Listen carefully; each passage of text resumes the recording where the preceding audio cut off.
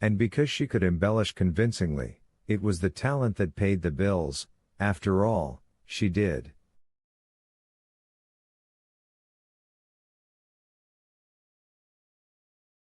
A bad boyfriend is sharper than a serpent's tooth. I think the Bible says that. Or maybe it's Dr. Phil. In any case, I've broken up with him. A lot of women say that, then weaken. And a guy who does it once will do it again. Yes, I know, I was very foolish. If you don't have my purse, what property of mine do you have?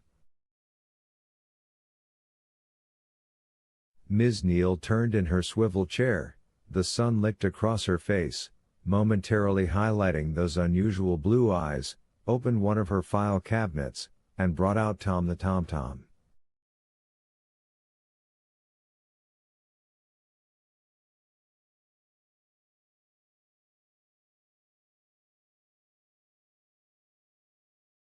Tess was delighted to see her old traveling buddy.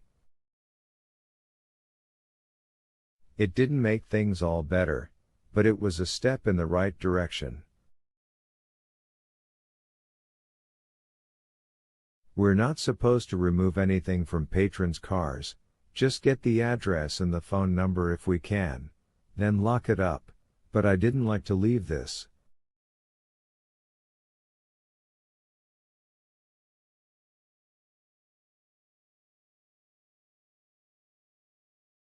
Thieves don't mind breaking a window to get a particularly tasty item, and it was sitting right there on your dashboard.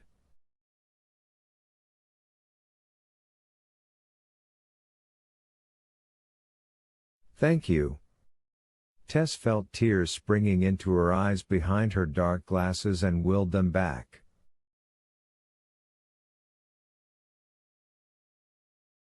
That was very thoughtful.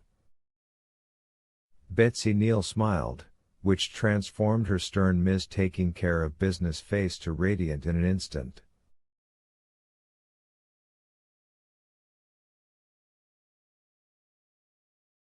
Very welcome.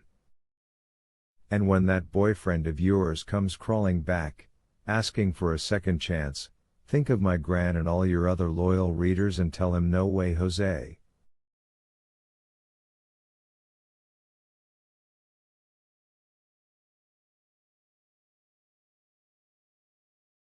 She considered. But do it with the chain on your door. Because a bad boyfriend really is sharper than a serpent's tooth. That's good advice. Listen, I have to go. I told the cab to wait while I made sure I was really going to get my car. And that might have been all, it really might have been, but then Neal asked, with becoming diffidence, if Tess would mind signing an autograph for her grandmother.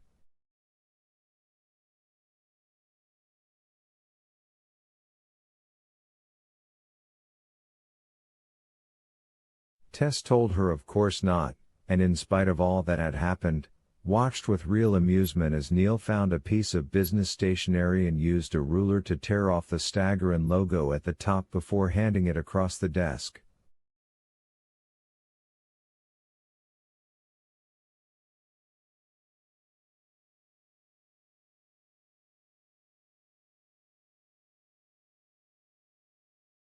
Make it. To Mary, a true fan. Can you do that? Tess could. And as she was adding the date, a fresh confabulation came to mind. A man helped me when my boyfriend and I were, tussling.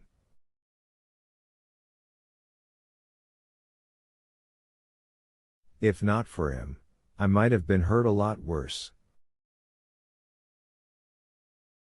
Yes. Raped, even. I'd like to thank him, but I don't know his name. I doubt if I could do you much good there. I'm just the office help. But you're local, right? Yes.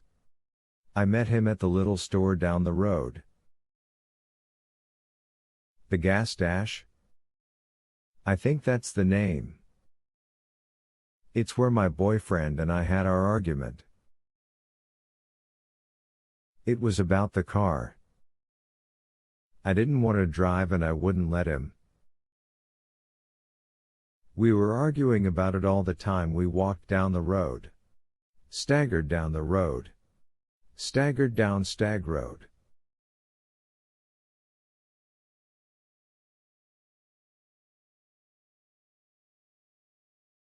Neil smiled as people do when they've heard a joke many times before.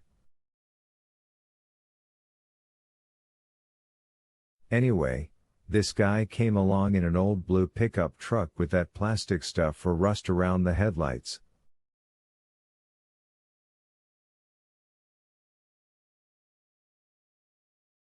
Bondo? I think that's what it's called. Knowing damn well that was what it was called. Her father had supported the company almost single-handed.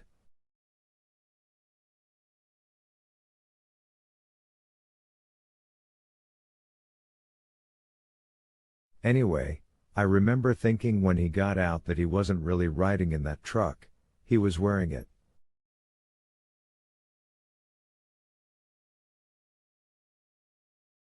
When she handed the signed sheet of paper back across the desk, she saw that Betsy Neal was now actually grinning.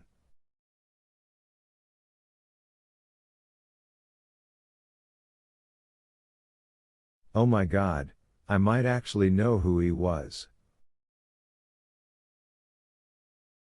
Really? Was he big or was he real big? Real big, Tess said. She felt a peculiar watchful happiness that seemed located not in her head but in the center of her chest.